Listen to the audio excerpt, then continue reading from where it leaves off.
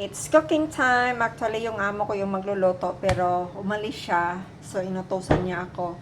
So, gagawa po tayo today ng creamy chicken. So, meron tayo ditong onion, grated zucchini, and then sliced mushroom. And of course, hindi mawawala yung ating shredded chicken. Pinan-fried ko lang po siya hanggang maluto. And then, strips ko lang siya. And then, meron tayo ditong boiled pasta, of course, for our creamy chicken. And then, green beans for greens. So, diba? At least makakain yung mga alaga natin ng vegetables. So, tara, let's go! Maglagay tayo ng olive oil, of course, sa ating pan para isod natin yung ating onion. So, magdadaya po tayo dito kasi yung amo ko babae, hindi niya lagi nalalagyan ng salt kaya hindi masyado tasty yung ating pagkain. So, dayain natin siya. Well, anyway, wala naman siya dito kaya, sneaking out a little bit. Pero hindi, oy. So, maglagay tayo ng ating onion.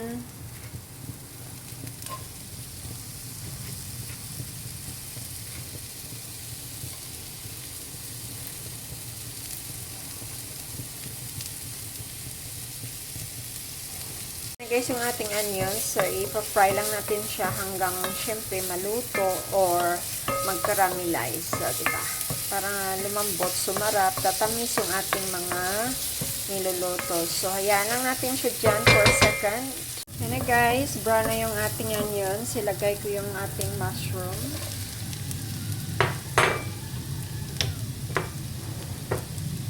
Ipa-brown muna natin to para hindi mapansin ng ating mga anakis o mga alaga na meron siyang mushroom sa loob. Kasi most of the kids doesn't like mushroom. Tama, diba? So, lulutuin ko lang yan. Ewan ko, hindi ako binigyan ng ama ko ng instruction pero, sariling ano na lang to. Sariling gawa ba? Sariling pag-iisip. Let's go! Medyo matagal talaga guys i-brown yung mushroom. So, we need to be patient, pero masarap talaga to guys, as in. Magugustuhan talaga to ng mga anaks nyo, at saka yung inyong pamilya. And then, luto na yung ating mushrooms, ilagyan natin yung ating zucchini. And then, mimix ko lang natin to guys.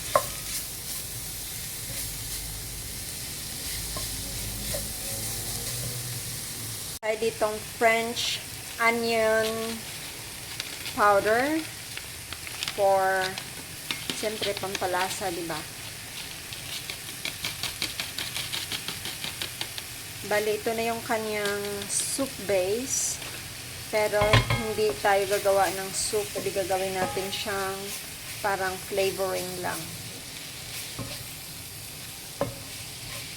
Sigasan natin siya sa ating zucchini saka sa ating other ingredients hanggang maluto yung ating zucchini.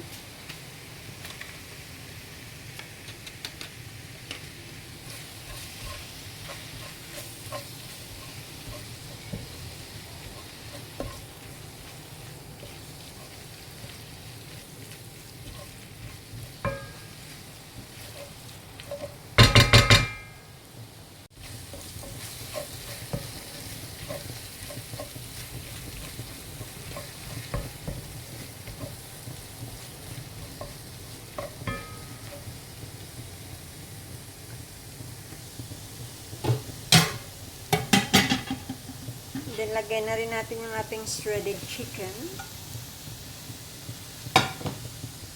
And then, i-mix well lang natin sila.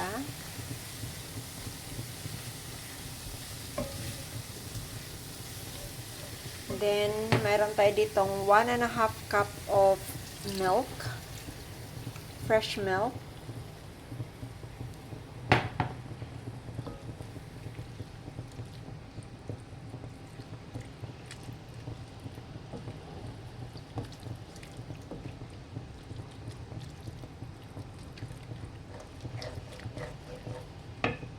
Another half cup of thickened cream or fresh cream.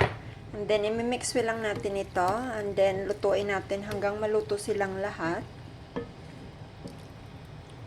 Pero yung beans, mamaya ko na po siya ilalagay kasi, bilis lang naman yan maluto, di ba?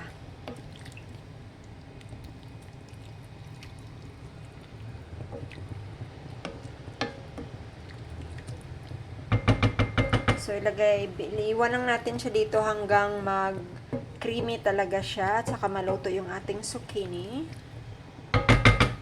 Sugod na talaga guys. So, simmer lang natin to hanggang maluto lahat ng ating mga ingredients sa loob.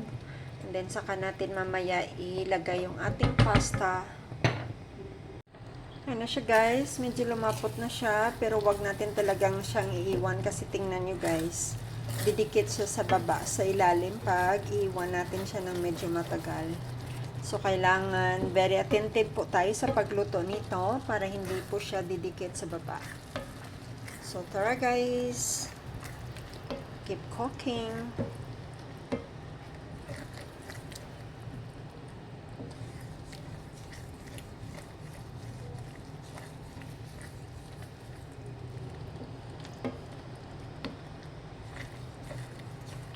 Medyo thicky na siya, pero yung ating zucchini hindi pa siya masyadong luto. So, kailangan lutuin talaga natin para hindi makikita ng ating mga alaga. Kasi, they're very sensitive when it comes to vegetables. Tama, di ba? Sarap na guys. Sarap na talaga. O, tingnan nyo. Super creamy na talaga. Pero kailangan pa natin lutuin a little bit longer para talagang maluto yung zucchini. Grate lang po tayo guys ang ating cheese.